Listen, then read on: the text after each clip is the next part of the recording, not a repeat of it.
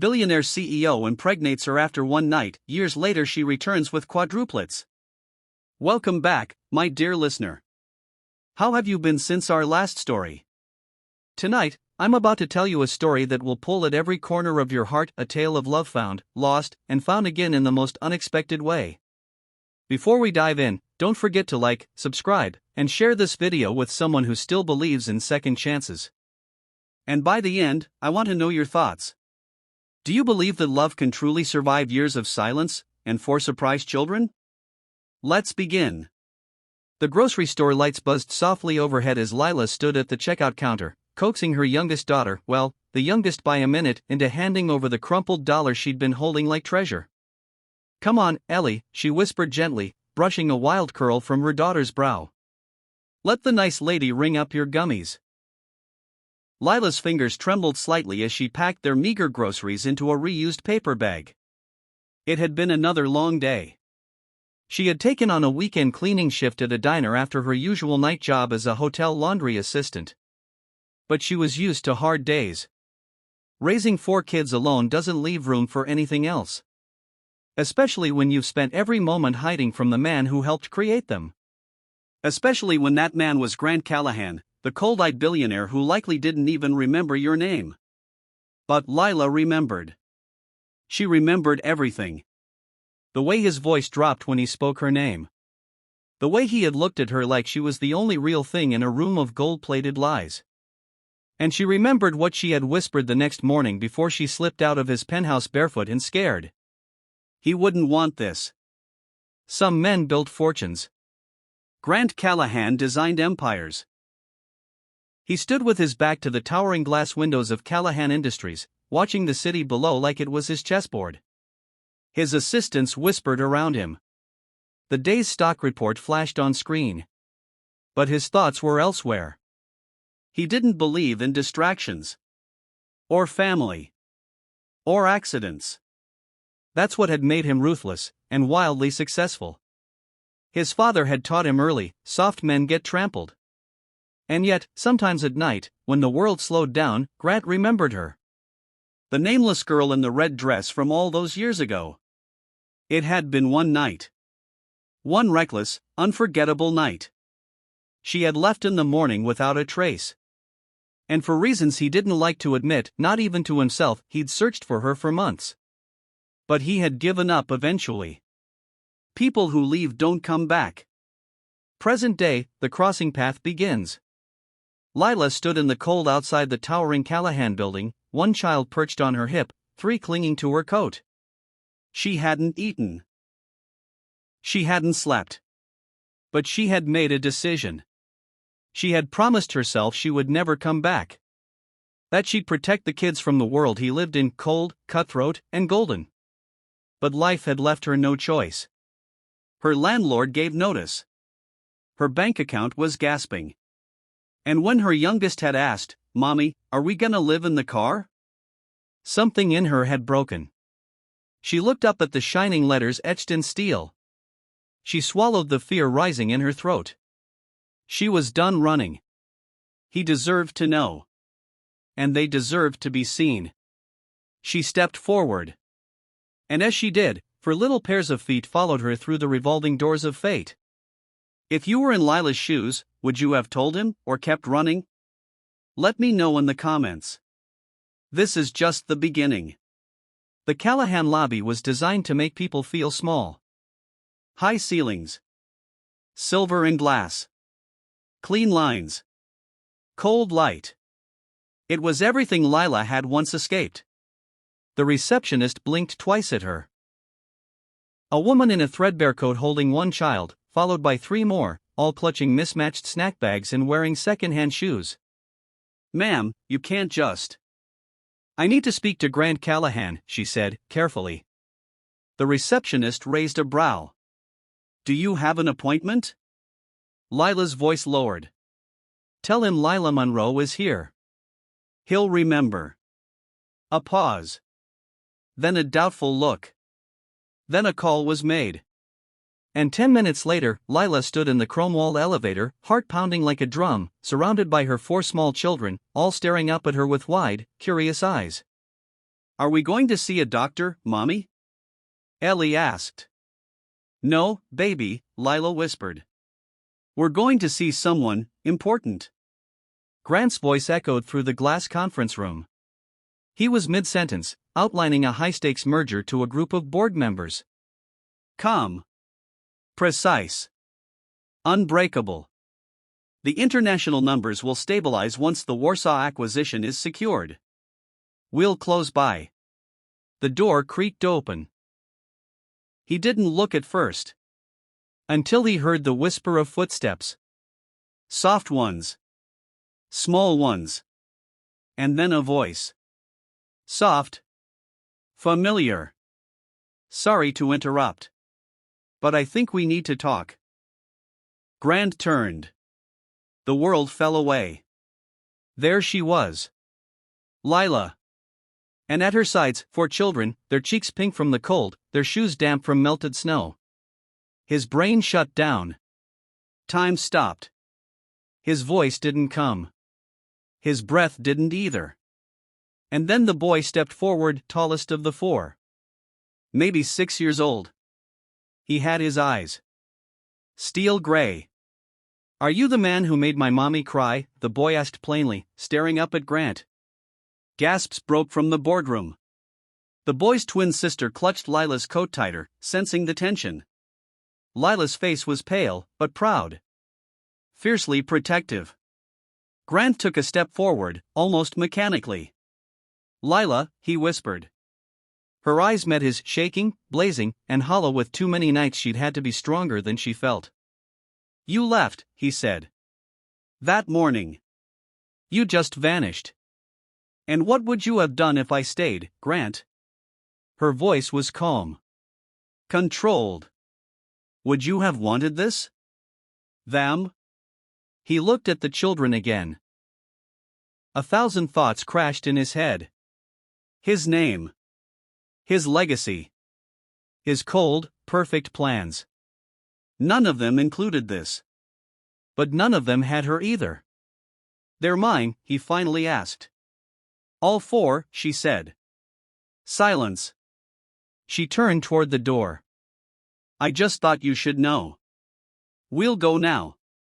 But before she could step away, Grant's hand lifted slightly.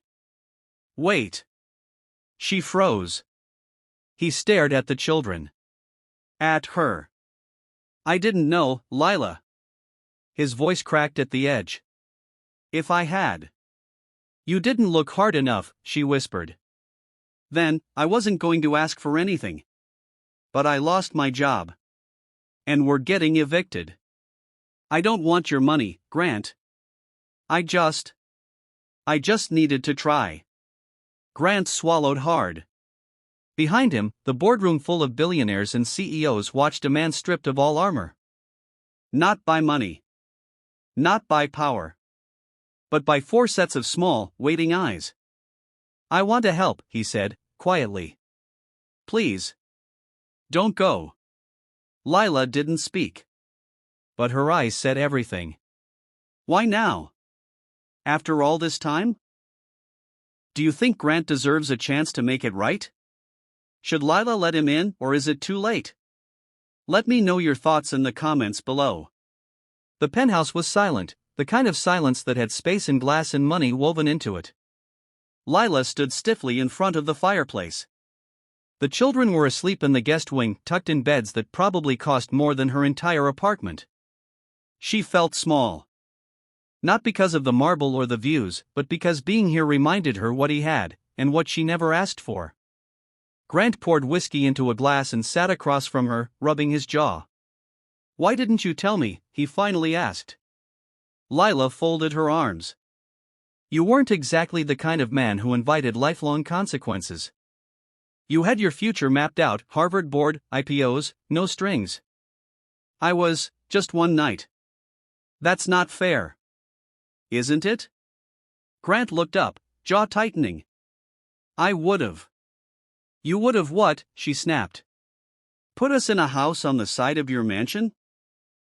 Paid me to stay quiet? He flinched. I would've tried to do the right thing. Lila scoffed. And what is the right thing, Grant? You don't know their names. You don't know what Ellie does when she's scared, or how Ezra wakes up crying for a dad he's never met. You didn't see me working 3 jobs while they slept in one bed. Her voice cracked, and she turned away before he could see the tears. I didn't choose to be a single mother. I chose not to trap you in a life you didn't want. He stood. The tension between them electric. I didn't get a choice, he said softly. You made it for me. They stared at each other. Two proud, broken people who had lost 6 years to silence. Then Lila stepped back. This was a mistake, she whispered. We'll leave in the morning. You don't have to. I do. She picked up her coat, clinging to it like armor. We don't belong here. We never did. Cityscape later that night. Grant sat at his desk, staring at a framed photo of himself receiving an award alone, smiling. Accomplished. Hollow. A soft knock interrupted his thoughts. He looked up. The smallest of the kids, Noah, peeked in. Barefoot, eyes wide. You're the man on the cereal box, he said. Grant blinked. Excuse me? Noah held up a magazine from the coffee table. Mommy doesn't let us eat the sugar ones, but I saw you on this. You're famous, huh? A breath of laughter escaped Grant's chest. Something like that. Noah stepped closer. Do you know how to read bedtime stories? Grant hesitated. I think so. The boy handed him a book. Can you read this one to me? Just tonight? A beat. Then Grant nodded. Noah climbed onto his lap like it was the most normal thing in the world. And for the first time in a very long time, Grant Callahan felt something foreign in his chest. Warmth. Wait. A reason. The next morning. She was already packing when Grant stepped in. The kids are still asleep, he said. She didn't respond. Don't go yet. Stay a few more days. Let them get used to this place. To me. Lila's hands paused on the suitcase. It's not about me, Lila. It's them. They're amazing. And they deserve more than a father who only exists in stories. She finally looked at him. They deserve stability, she said. Not confusion. I don't want to miss another birthday, Grant said quietly. Or the first time they ride a bike. Or their graduation. Her throat tightened. He stepped closer. You say I don't know them. You're right. But I want to. Let me. Silence. Lila turned her face away. This isn't easy, Grant. I'm not asking for easy. Just real. Can two people with so much unspoken pain learn to raise a family together, or will pride ruin their second chance? Thought Balloon, leave a comment and tell us, do you think Lila should trust Grant again? Lila's fingers hovered over the zipper of her suitcase when Grant's voice came from behind her. I spoke to your landlord this morning. She froze. Excuse me? He held up a folded paper. There's a plumbing issue in your building. A pipe burst. Your apartment's unlivable for a while. They're putting everyone in temporary housing. Her brow lifted. How convenient. It wasn't me, he said. Well, not entirely. I called to pay off the rent you were behind on, and they mentioned it. She clenched her jaw. You had no right. I know, he admitted. But I had to do something. She glared at him. So what now? You want to play the hero? Sweep in with money and guilt and fix 6 years with a credit card? No, he said softly. I want to know my kids.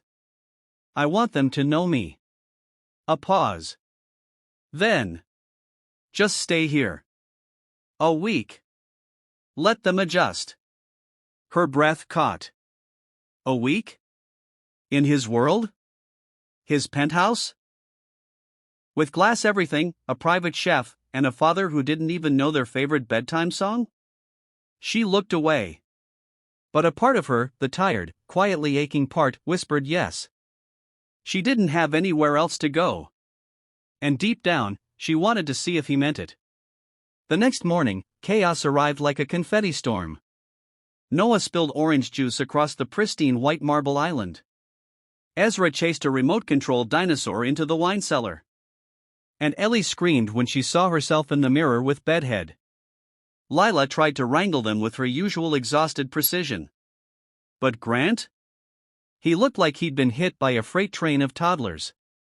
"Do they always talk this much?" he asked, wiping syrup off his dress shirt. "Yes," she deadpanned, buttering toast. Ellie climbed onto his lap mid-call with Tokyo investors. "Do you have a dog?" "No, sweetheart." She frowned. "Then what's the point of being rich?" Grant chuckled and didn't hang up the call. He kept Ellie on his lap, explaining financial projections to the board while she brushed his hair with a Barbie comb. And for the first time, Lila saw him try. Not with money. Not with performance. Just try. That night, when the kids were finally asleep, after 4 stories, 2 tantrums, and 1 hunt for Ezra's stuffed giraffe, Lila walked into the living room. Grant sat there, silent. Loosened tie. Bare feet. "I didn't think I'd be bad at this," he said.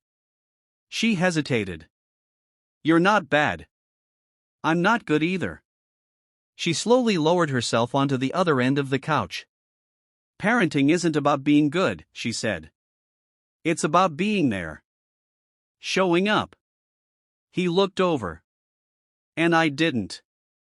"You're trying now," she said, softer. "That counts." He studied her face. "You're a good mom." Lila blinked, surprised.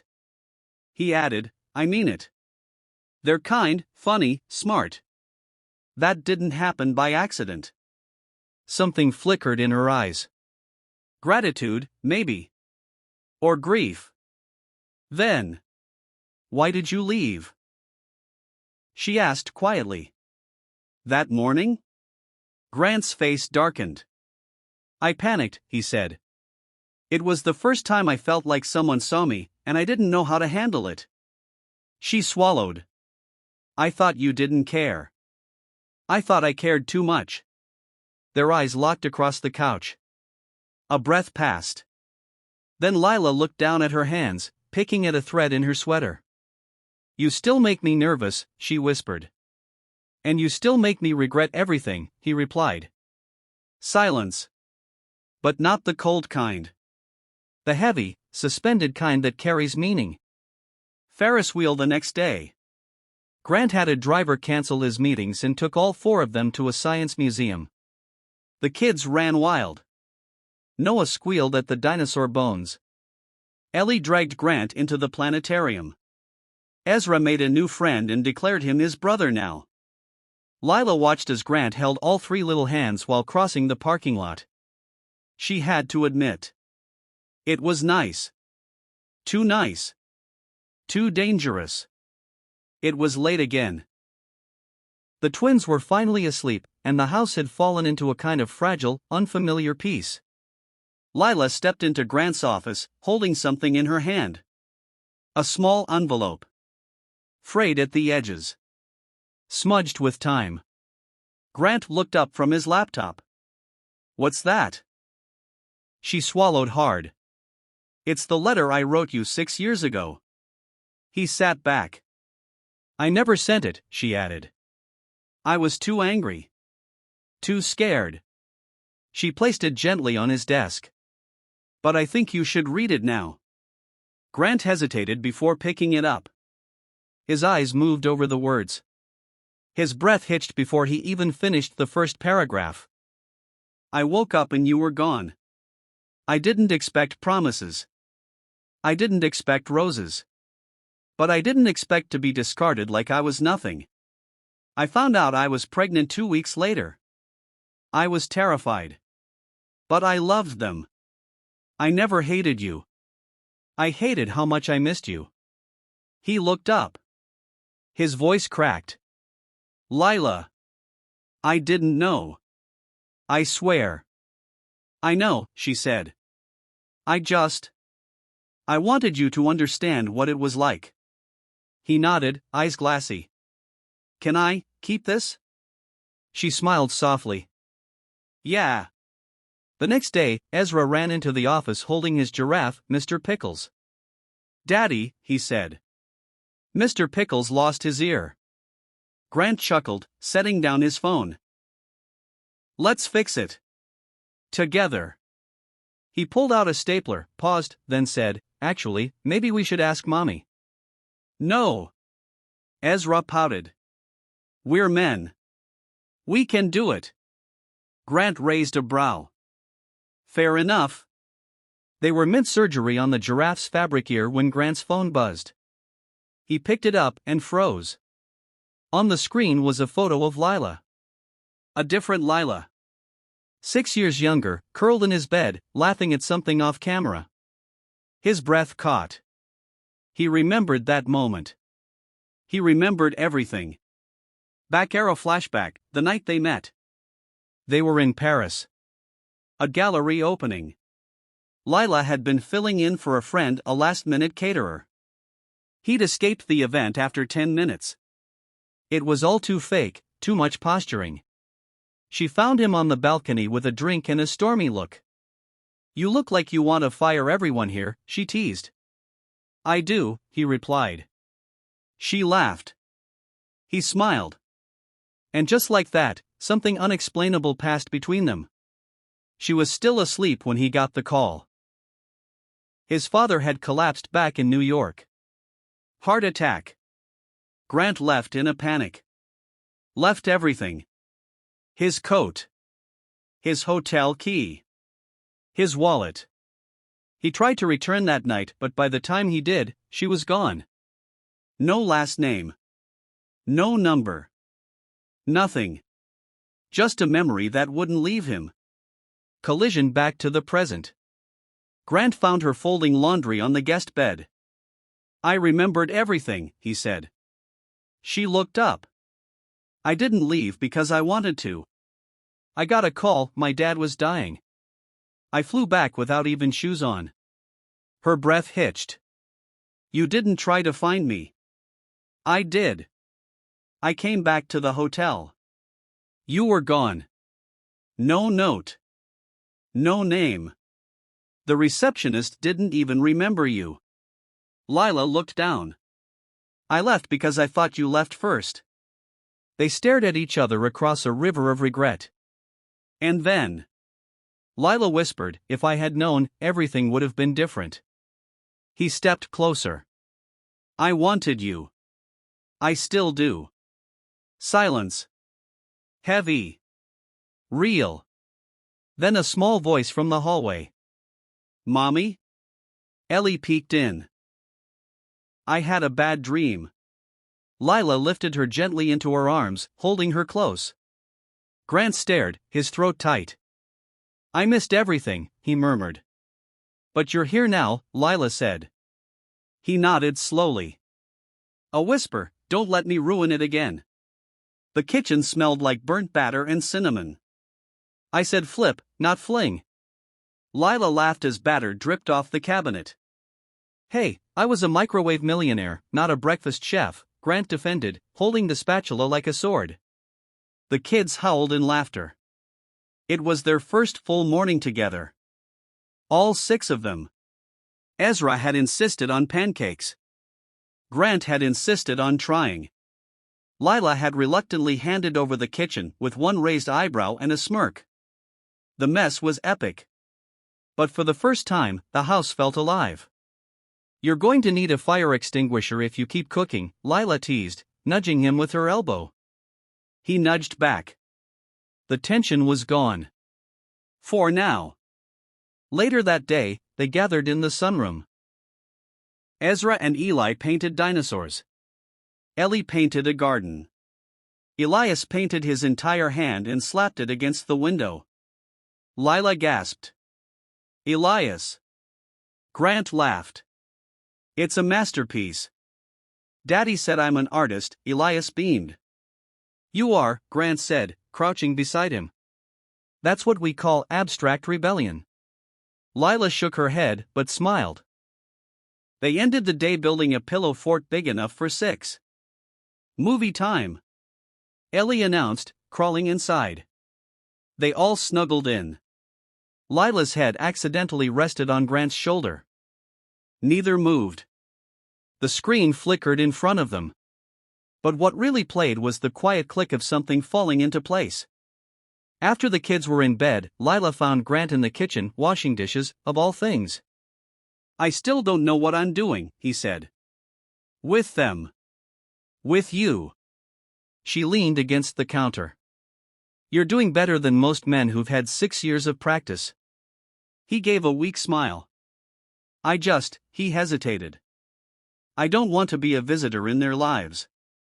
You don't have to be. But I already missed so much. She sighed. So did I. Their eyes met. Not with anger. Not even with regret. With something slower. Softer. Hope. Do you ever think, he asked, voice quiet, that we were meant to find each other again? I used to, she said honestly. Then I stopped. He stepped closer. And now? She looked at him. I don't know yet. The next morning, Lila walked into the living room and froze. The kids had built a cardboard stage with a sign. The Mommy and Daddy Show. Oh no, she muttered. Grant sat beside her on the couch, trying not to laugh.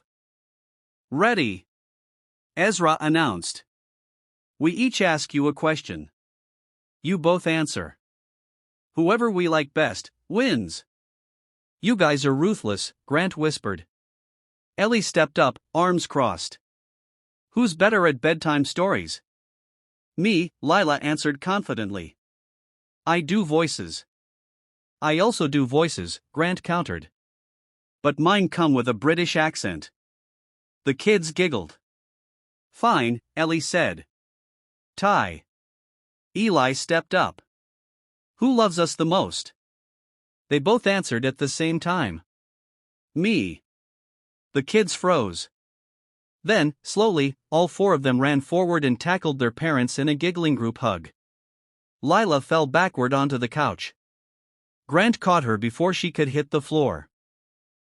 They were a tangle of limbs and laughter and squeals. And something else. Something that didn't need words. Do you believe some families are written by fate even if they don't start in the usual way? Let us know in the comments below. And if this story has warmed your heart just a little, don't forget to like, subscribe, and share with someone who still believes in second chances. Red Heart. That night, after the kids were asleep, they sat on the porch. Silent. The moon hung low over the garden. Lila broke it. I'm scared, she admitted. Grant looked over. Me too. I don't know how to trust you again. Not fully. He nodded. I don't know how to stop trying. She looked at him. And for once, didn't look away. It was supposed to be the perfect birthday. The twins had begged for a party at the community park. Lila had caved, balloons, bounce house, cake. Grant had insisted on paying for everything. I want to give them what I never had, he'd said. Lila had smiled. They already have what matters. You. And for a while, it seemed real. Until the morning of the party. Lila stood frozen in the kitchen, clutching her phone. Grant walked in, already dressed and carrying a gift box. You ready? She didn't respond. He noticed the shaking in her fingers. Lila? She turned the screen toward him. It was a headline. Billionaire Grant Ellington sued for paternity fraud by model Sophia James. The air went cold. What? That's from years ago, he stammered. You said you never slept with anyone else. I didn't. Not after you. Then why is she claiming you fathered her son? Grant's jaw clenched. She's lying. I never even knew she had a child. Lila's voice cracked. So you did sleep with her? Silence. Then. Yes. Once. Before you. Months before you. But I didn't know Lila, I swear, I didn't know she had a kid. Tears welled in her eyes. But you did lie. You said I was the only one. He stepped forward. I didn't lie, I just didn't. You didn't think it mattered? When I was carrying your babies? They were yelling now. In front of the gifts. The streamers. The cake that still needed frosting. You think I can trust you again after this? I've done everything to be here for them. For you. You didn't tell me you were being sued for another child. Because I didn't think it was true. Would you even tell me if it was? Silence. Grant turned away. Maybe I don't belong in your life after all. Lila's voice broke. Maybe you don't. The front door slammed behind him. A balloon popped. Lila sank to the kitchen floor, surrounded by noise and color and devastation. Later that afternoon, Lila pasted on a smile. Ezra and Ellie ran through the park, face-painted and squealing. Eli and Elias bounced in the castle. But every time one of them looked toward the entrance and didn't see him, Lila felt another tear form behind her painted mask. Where's Daddy? Ellie asked finally, tiny brows furrowed. Lila knelt beside her. He had to go, sweetheart. Something came up. Will he come for the cake? Lila didn't answer. Because her voice would crack in front of her child. Because she didn't know. Grant didn't go home. He drove. And kept driving. He ended up at the Ellington family cemetery on the edge of town. A place he never visited. Never dared to. But now he sat on the grass, knees pulled to his chest, eyes on the tombstone of the only person who ever tried to love him. Eloise Ellington, 1956 to 2002. You are already enough. He remembered her words when he was a child, when he broke the neighbor's vase and sobbed in shame. You don't have to earn love, Grant. Just don't run from it. He had run from Lila. From the truth. From the pain. He didn't deserve those kids. Not after what he'd hidden. That night, Lila tucked in the twins. Elias was quiet. Eli clutched his pillow tighter than usual. Is Daddy mad at us? Elias asked. Her heart cracked. No, baby. Never at you. Then why did he go away? Lila swallowed her tears. Because grown-ups make mistakes. And sometimes, they need time to fix them. Will he come back? She didn't answer. Because she didn't know. But as she turned out the light, Eli whispered, I want him back. So did she. But she didn't know how to forgive. Not yet. The days passed. No calls. No visits. No Grant. Lila began to wonder if it had all been a beautiful lie. Had she imagined it? The pancakes. The pillow forts. The porch at night. Was she a fool for believing love could grow from one night and 6 years of silence? She'd let herself hope. She'd let her guard down.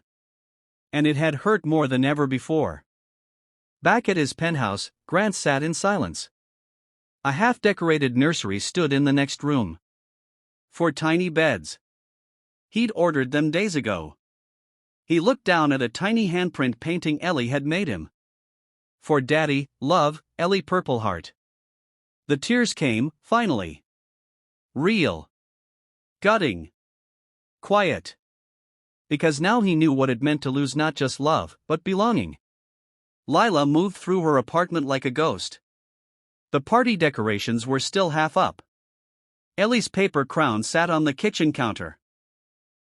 4 uneaten cupcakes in the fridge.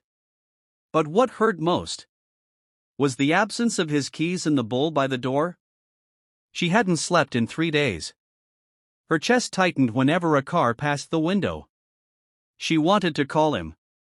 But every time she lifted the phone, shame stopped her. She'd said awful things. Pushed him away.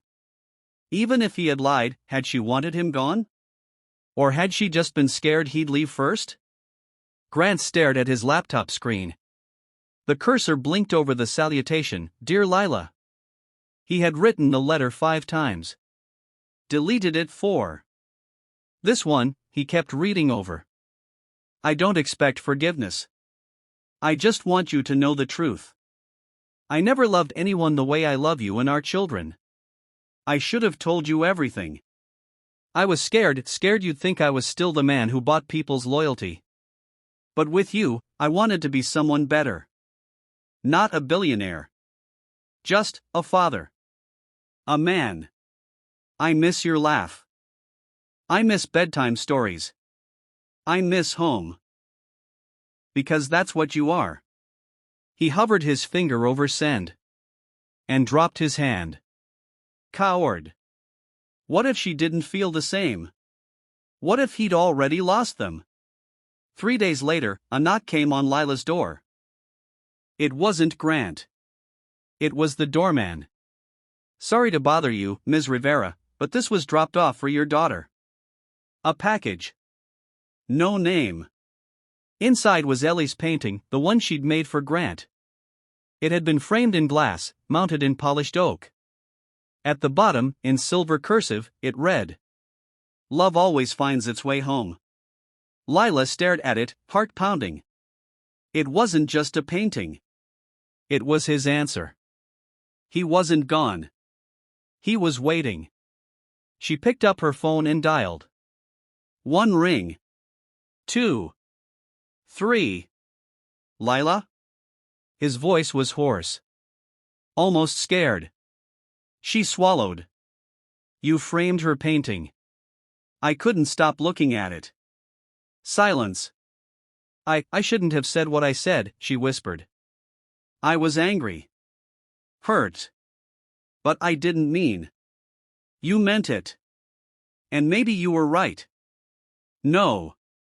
You're their father. You're more than that. You're you. And I love you." She covered her mouth, realizing what she'd just admitted. He didn't speak for a moment. Then. "Say it again." "I love you, Grant." His voice cracked. "I love you too." Grant didn't waste a second.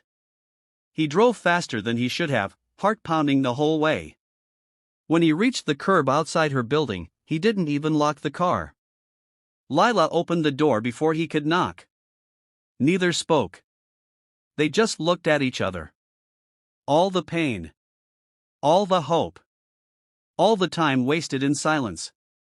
Then her lips parted. "Come in. Please." He stepped inside. The smell of home vanilla and crayons wrapped around him like a hug. And suddenly, everything was possible again.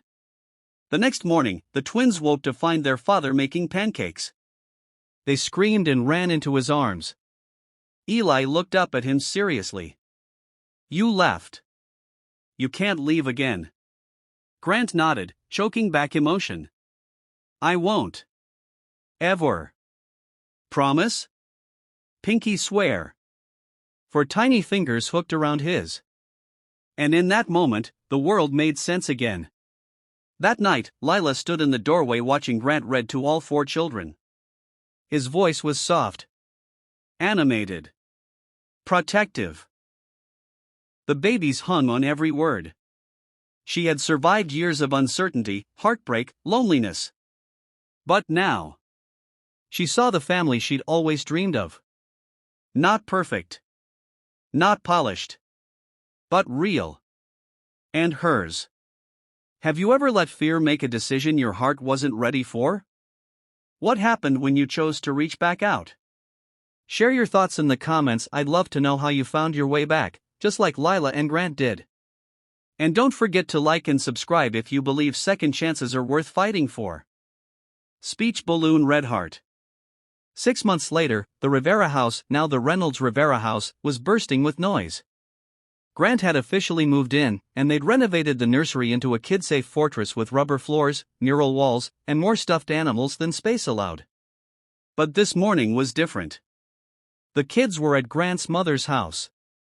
The apartment was quiet. Lila stepped into the kitchen, wearing one of Grant's shirts, her hair messy from sleep.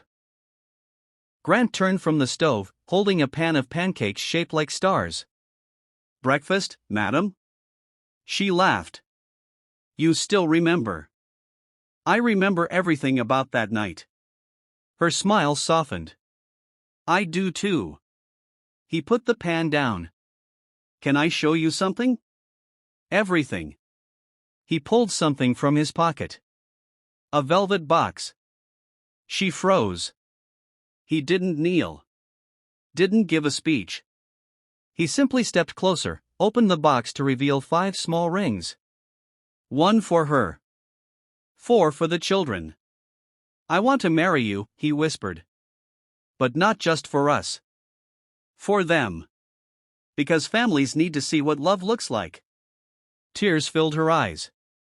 "I thought I wasn't enough," she breathed. "You're everything," he said. "And I will spend every day showing you that." She nodded.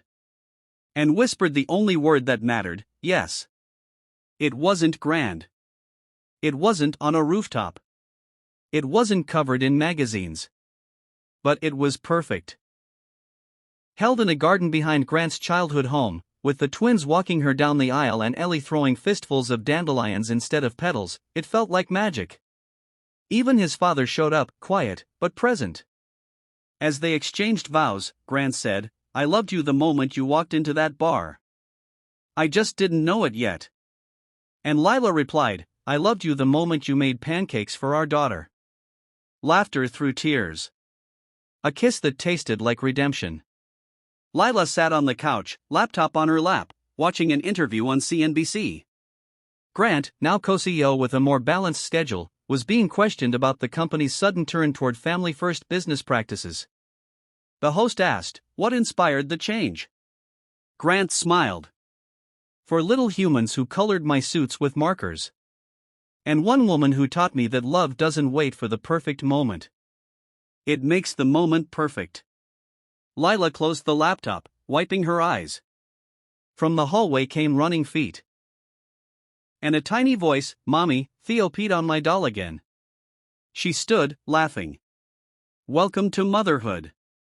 That night, when the kids were asleep and the world was soft, Lila opened the drawer of her nightstand. Inside was the original napkin from that night, the one with his phone number scribbled in haste and smudged lipstick from her pocket. She'd saved it.